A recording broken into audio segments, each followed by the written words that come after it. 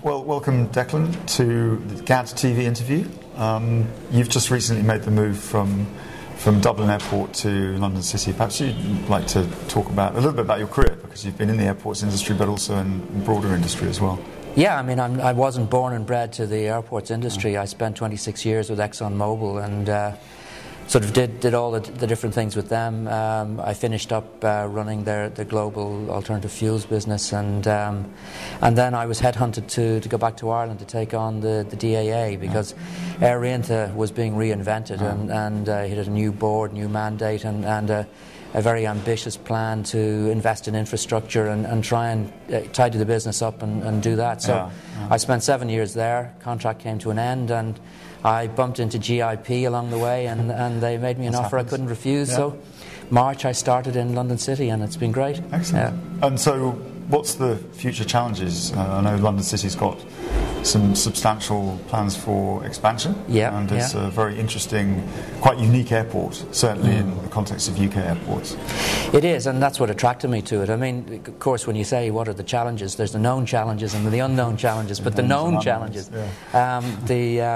I think, yes, there are ambitious plans. I mean, it's great to join an airport like London City. It's unique, as we were saying. It's the only airport actually in London.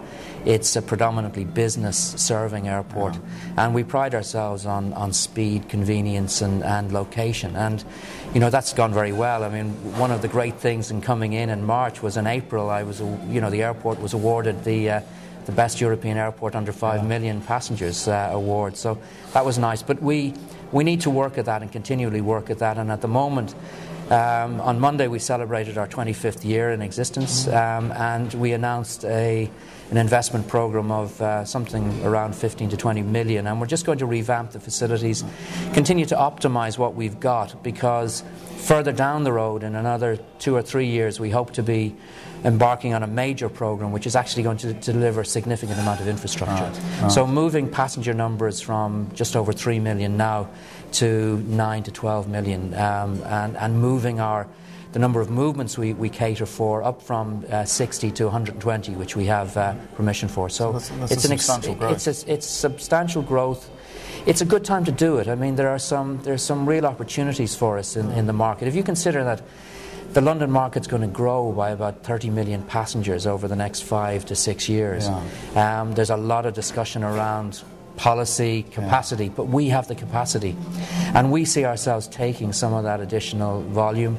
The catchment area is growing. London is developing to the east. The centre of gravity is moving to the east. Within the next 5 to 6 years, we'll see 60% of the population of London will actually live in East London. And in addition to that, you've got a number of big initiatives that the government are pushing, and that Boris Johnson's pushing as the mayor, which is the development of high-tech and clean tech to move Silicon City to the east of London. So all of that, I think, means that we can be a substantial catalyst for growth in East London, and we can take our share of additional passengers, but we need the infrastructure. And what are the key steps from a implementation perspective for you to deliver that? I mean, that's presumably your primary responsibility now. Yeah, it is, and you know, there's a number of those along the way. What we've just finished doing is refreshing our master plan, which was last done in 2006.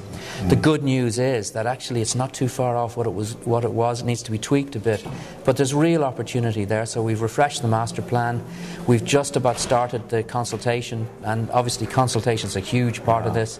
We'll go into a planning phase, make applications for planning in the first quarter of next year, and then we'll roll through, and we hope to get planning as quickly as we can. So far the feedback has been very positive. I think Newham, who are the borough we're based in, see the opportunity to add jobs, and we've been very successful at doing that, to help with the development of the area. And I think Boris Johnson and the GLA also see an opportunity there as well. So fingers crossed, and UK planning laws permitting, we by 2016 will be really moving forward with a brand new set of infrastructure and some really exciting opportunities. And you've come from DAA, which had a very different customer base in terms of airlines and the way the airlines operated at your main airports in DAA, to this very focused, business-oriented airport. Although I, sort of, as a customer of London City, noticed that you're beginning to pick up some leisure routes as well, which is a great product actually for anybody who lives in London. In terms of the airline, I wanted to ask you, in terms of the airline relationships, you know, there is a contrast presumably between what you're doing now and previously, but what do the airlines you're working with now really want from you in this London City context? Well, I think someone said it yesterday, actually, in the first day of the conference. They talked about predictability, and there's so much uncertainty today in everybody's existence, but from a business point of view, uncertainty is a killer. You really can't move ahead and do what you want to do. So, I mean, the three key airline alliances that we're serving, One World through BA, Star Alliance with Lufthansa, Swiss, and SkyTeam with CityJet Air France, they're looking for predictability. They're looking for us to continue to deliver on our proposition, which is this speed and convenience and location. They're looking for us to continue to generate efficiencies, and they're looking for us to continue to give them the infrastructure they need. Now, we are, I think, working very, very closely and effectively with them. We're talking about strategic planning, trying to move our plans very much in tandem with them. And we've gone a very long way with British Airways. I mean, they've invested £1 billion in London City Airport in the last 10 years. Really? They have 15 aircraft, brand new Embraer 190s now based in London City. We're growing the business content, but as you said, we're actually growing the leisure opportunities now as well. And that's where we're focusing. So that leisure opportunity also helps you to maximise the efficiency of the use of the capacity, presumably as well, because you can go into off-peak times of day, periods of the month, periods of the year.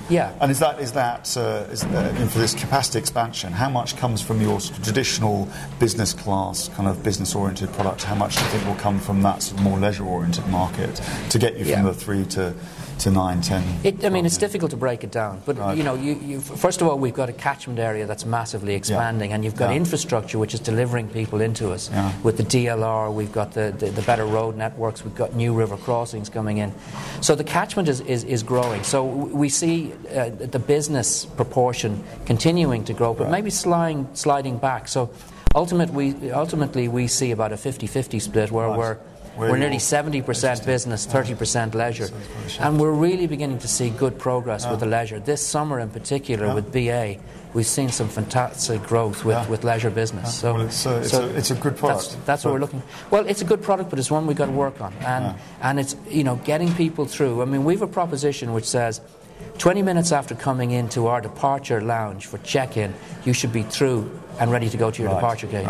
And 10 minutes after the door opens from your arrival, you should be walking into a taxi or onto the train. And we're beating that. So our latest research says it's an average of 8 minutes if you're walking through without baggage from an arrival, and it's an average of 13 minutes from the time you walk in to the departure lounge. But we got to keep working at that. So that investment is going to help us do that. And the Olympics must have helped in that perception around London more generally, that London City is there. The east of London must have had some benefit from the Olympics, perhaps short term, but certainly speaking as a West Londoner, having spent a bit more time in East London during the Olympics, I now realise how much more growth there is in that. And what type of facilities we have. I mean, I think the Olympics have been great. I mean, personally, it was a wonderful experience. I think for the UK, for London, it was a brilliant job, well done. But what it did was it raised our profile. So we had a large number of customers that we wouldn't have seen before coming through. Our business passengers stayed at home. So a 2-month moratorium, don't travel. But the rest of them came through, a lot of leisure passengers that we wouldn't have seen before, and they liked it. I mean, one of the things we do a lot is we use new technology a lot to measure the feedback from our passengers. And our Twitter escape, if you like, was fantastic. The feedback was wonderful.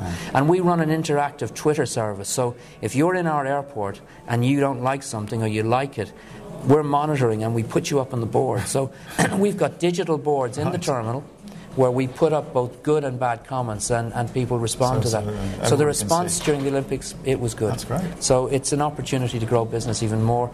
And the airlines liked it because they were looking at new markets, building new markets, and they saw the type of response the passengers were getting, and hopefully they can build on that. Well, it's an exciting future. Yeah.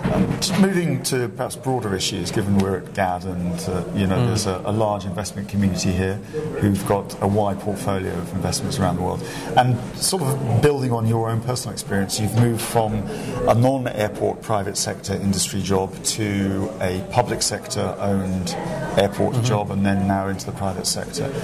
What role do you feel the private sector can play in the development of airports around the world? Because I think there is a lot of opportunity for that. But very interested in your view, having seen this from a number of different fences. Yeah, it's interesting. I've seen it from both sides. I think there's a fantastically important role to be played, because at the moment you have governments all over the world struggling with foreign debt, or sovereign debt, should I say. Yeah. And what they're looking to do is they're trying to find ways of paying that down. So they're selling assets that they own. Yeah. No, I think there's a real opportunity for private equity to show what they can do. And I think what they'll do and what they can prove is they will foster the public good. You've got some great examples here in the UK. You take Gatwick and you look at the initiatives that have been brought through. And you go back to the public and you ask them, did they like what was happening? And the answer will be unequivocally, yes, we do like that. They're responding very, very quickly to the passengers and the airlines' needs. Now, I think that's something that public owners don't tend to be able to do as much, because they've got concerns. And at the end of the day, it comes down to politics. So remove that issue of politics. Let the private sector run these infrastructure assets to do it in a way that they can manage, and they've proven they can manage. And I think that'll be for the benefit of the state, because it'll help draw down good. Ultimately, it'll be for the benefit of the passengers. It'll also be for the benefit of the airlines. So I think there's a real opportunity here. But how often the stumbling block is the expertise that exists amongst investors and with the private sector airport management, which is here at GAD, talks to each other and itself, but doesn't necessarily get the message across to the real policymakers who are out there. Question, how does that message get out? Well, you've made a really, really good point. I think that this is critical. We spend too much time talking to ourselves. We don't need to persuade ourselves. What we do need to do is persuade the asset owners. Now, we've got to make a conscious effort as a group of investors and operators to go out there and tell them that. Now, how do we do it? Do we use the auspices of an organisation we set up ourselves? Do we use the auspices of national organisations, or do we use something like ACI? But I do think that it's an initiative that we should move ahead with. I think we have some really talented people. We're good at communicating, but we're not communicating in the right places and in the right direction. And I think the point I was trying to make yesterday in the speech I made was that the examples of successful privatisation and, of course, equally of unsuccessful privatisation actually exist. Yes. There is an enormous body of experience and knowledge out there, and it's simply not really getting to the places that it's needed, which is into the ministries of finance, into the ministries of transport, where an understanding of decisions can actually be made. But your sort of experience is invaluable in that. So perhaps we can put you forward as president of a new airport investment organisation to stimulate for the public good. You're very kind, but I have a very important job to do already. That's true. I'm sure I do think. I mean, one of the things we said yesterday and throughout the day was, look, the pipeline looks like it's not great, and yet we're looking at public owners of assets looking to divest. It's an opportunity. We should embrace that and go out and do it. And I think we have the people to do it, but we should have a common theme and something to communicate. And if we do, I think we'll create that pipeline and we'll do a very good job. So, Declan, maybe a final question. Any regrets from moving from the oil industry into the airport industry?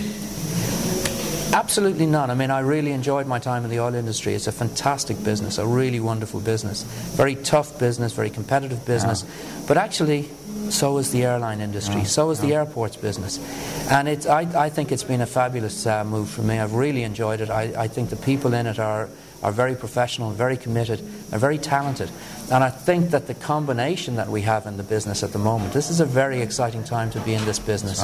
We have some people from the financial sector, really good investors who understand the need to invest and make businesses better, along with the professional operators of airports. I think it's a great time to be in business, and coming to an event like this really sort of highlights the opportunities. We just got to go out there and grab them.